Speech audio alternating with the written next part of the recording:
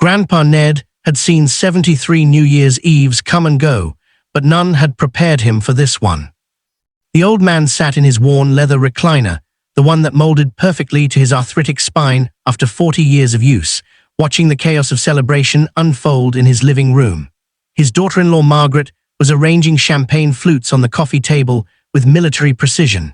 His granddaughter Amy was attempting to teach her mother some dance move she'd learned from the internet. The television hummed with Dick Clark's successor counting down the hours in Times Square. But Ned's sharp grey eyes, still hawk-like despite his age, were fixed on his son. Thomas stood by the bay window, phone pressed to his ear, his face pale as January snow. Even from across the room, Ned could see his son's hand trembling.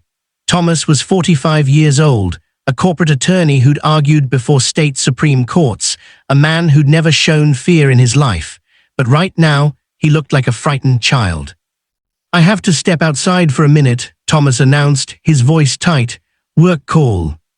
"On New Year's Eve," Margaret protested, but Thomas was already pulling on his coat.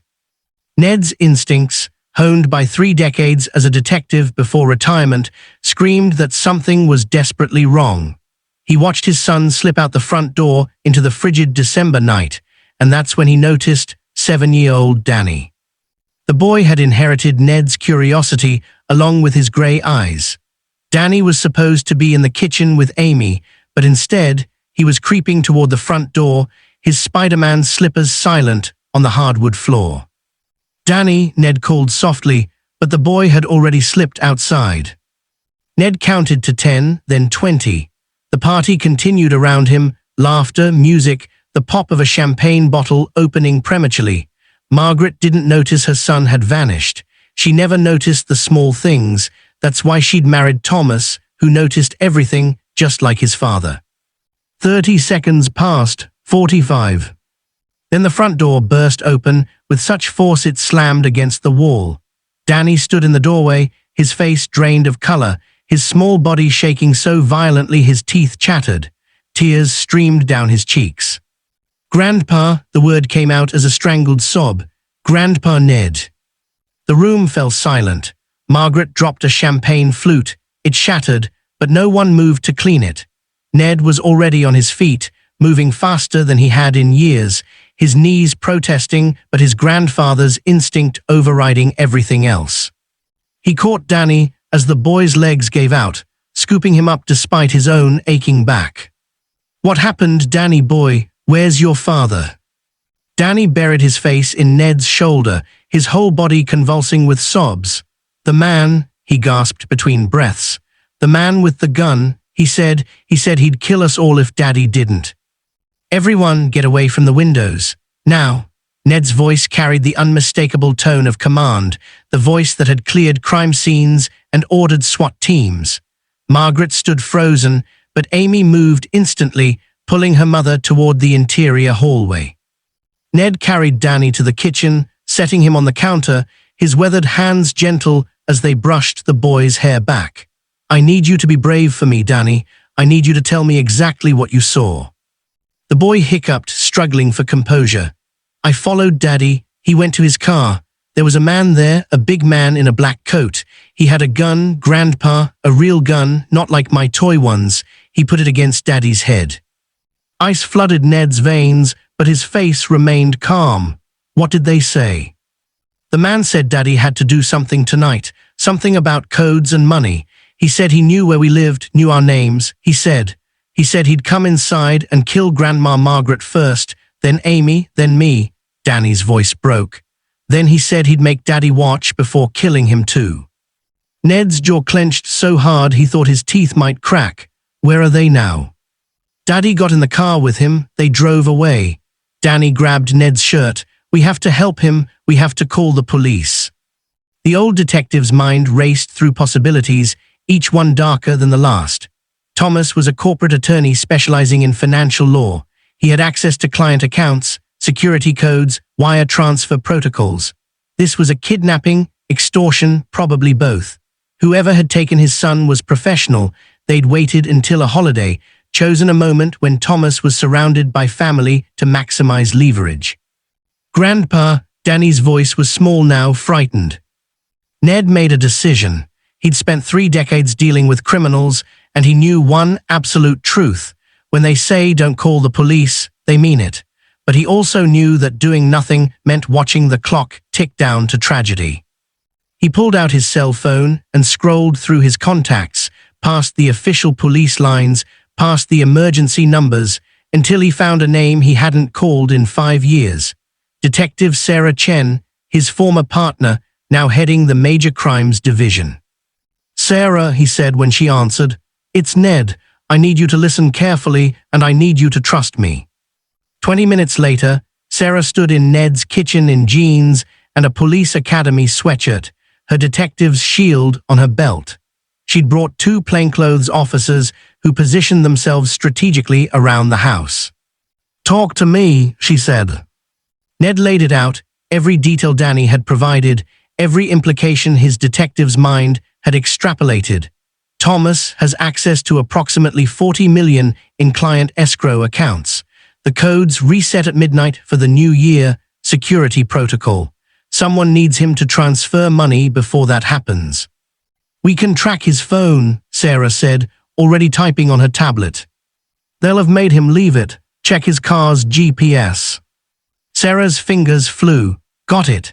Vehicles moving east on Highway 47 toward the industrial district. Margaret appeared in the doorway, her face pale but determined. "What can I do?" Ned looked at his daughter-in-law with new respect. "You know Thomas's work laptop password?" "Of course." "Get it. We need to see exactly what accounts they might be targeting." The next hour unfolded with the precision of a military operation. Sarah coordinated with her team while Ned, drawing on decades of experience, pieced together the puzzle. Thomas's laptop revealed recent encrypted emails, threats disguised as business correspondence, a systematic campaign of intimidation that had been building for weeks. "Why didn't he tell us?" Margaret whispered, her hand over her mouth. "Because they threatened you," Ned said quietly. "They threatened Danny, Amy, all of us. He thought he could handle it alone." Danny sat wrapped in a blanket, watching his grandfather work with wide eyes. "You're going to save Daddy, right, Grandpa?" Ned knelt before his grandson, looking into those grey eyes so like his own. "I'm going to do everything I can, Danny boy. Your father is strong and he's smart. He learned from the best." He tried to smile. "Well, he learned from me anyway." A weak laugh, then Danny's face crumpled again. "I'm scared." "Being scared means you understand the danger. That's smart, but we don't let fear stop us from doing what's right." Ned squeezed the boy's shoulder. "You were brave tonight. You ran to get help. That might have saved your father's life." Sarah called out from the living room. "Ned, we've got them. Warehouse on Duluth Street. Thermal imaging shows 3 heat signatures, one likely your son, SWAT's en route, but they'll see SWAT coming from a mile away and execute him," Ned finished. He stood, his joints protesting, his back aching, but his mind clearer than it had been in years. "I'm going with you." "Ned, you're retired. You're 73 years old." "And that's my son in there." His voice carried an edge of steel. "I'm going, Sarah. You can deputize me or I'll drive there myself." They stared at each other, former partners, friends across decades. Finally, Sarah nodded. "Get your vest. And Ned, try not to die. Danny's had enough trauma for one evening." The warehouse loomed against the night sky, all broken windows and rusted metal. Sarah's team had surrounded the perimeter, invisible in the darkness. Thermal imaging showed Thomas, hands bound, kneeling in the center of the main floor. 2 armed men flanked him. "They're getting nervous," Sarah whispered, watching her tablet. "One of them keeps checking his watch. They know they're running out of time before the code resets." 11:47 p.m. 13 minutes until midnight, until the new year, until the window of opportunity closed. Ned studied the building's layout, his detective's mind automatically knotting entry points, sight lines, tactical advantages. The east entrance, there's a gap in their coverage, if we... His phone buzzed. Unknown number, he answered, putting it on speaker. "Detective Mercer." The voice was distorted, electronic. Yes, we know who you are. We know you're outside. Send in your SWAT team and Thomas dies. It's very simple. What do you want? Ned kept his voice steady. We want what we came for. Tell your son to cooperate and everyone goes home. Interfere and Danny loses his father. Margaret loses her husband. You lose your son, all because you couldn't follow simple instructions. The line went dead. Sarah looked at him, Ned. But Ned was already moving, pulling off his vest, dropping his weapon. I'm going in. That's insane. Maybe, but I'm an old man walking in unarmed. I'm not a tactical threat. I'm a grandfather trying to trade himself for his son. He met her eyes. You know it's the only play. They'll kill you both. Maybe, or maybe they'll make a mistake and your team will have an opening. Either way, I'm not watching my son die. Ned walked toward the warehouse's main entrance, hands raised, feeling every one of his 73 years in his aching knees and protesting spine. But his mind was sharp, his purpose clear. The door opened. A man in a black tactical mask gestured with an assault rifle. Inside, slowly. Thomas knelt in the center of the empty space, his face bloodied, his hands zip-tied behind him. When he saw his father, his eyes widened in horror. Dad, no, get out of here. Can't do that, son. Ned stopped 10 feet away. You've got me now, let him go. The masked man laughed. You think this is a hostage exchange? This is business.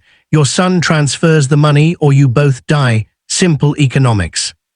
Then you've got a problem, Ned said calmly.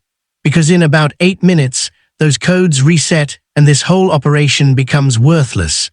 You'll have killed 2 people, gotten nothing, and my former partner outside will hunt you to the ends of the earth. We'll make him transfer it. He won't. Thomas is stubborn, gets it from me, but I'll make you a deal. Ned's voice hardened. Let my son walk out. I'll give you information worth 10 times what you're trying to steal here. What information? Names, account numbers, security protocols.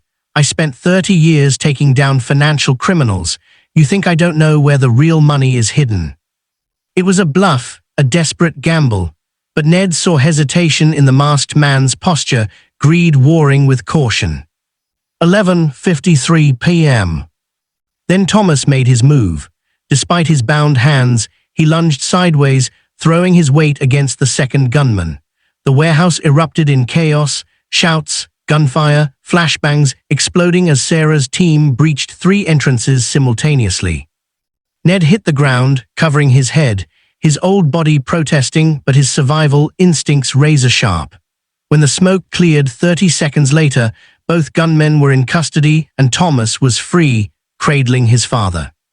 You crazy old man, Thomas gasped, laughing and crying simultaneously. You crazy, stupid, wonderful old man.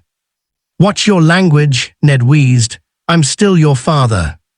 They made it home at 12:17 a.m., the new year 17 minutes old. Danny flew into his father's arms, crying and laughing. Margaret held them both, her face buried in her husband's shoulder. Amy stood apart, filming on her phone, tears streaming down her face. Ned collapsed into his recliner, every bone in his body aching, exhaustion threatening to pull him under. But Danny climbed into his lap, careful of his grandfather's injuries, and pressed his head against Ned's chest. You saved Daddy, the boy whispered. We saved each other, Ned corrected gently. That's what family does. As Margaret poured champagne and the television replayed Times Square celebrations, Ned held his grandson and watched his family, battered, exhausted, but whole. Thomas caught his eye from across the room and mouthed 2 words, thank you. Ned just nodded. After 73 years, he'd learned that love wasn't just a feeling, it was action. It was an old man walking unarmed into danger. It was a 7-year-old boy being brave enough to run for help. It was a family standing together when darkness threatened to tear them apart. Happy New Year, Danny boy, he whispered. Happy New Year, Grandpa Ned. And despite everything, or perhaps because of it, it truly was.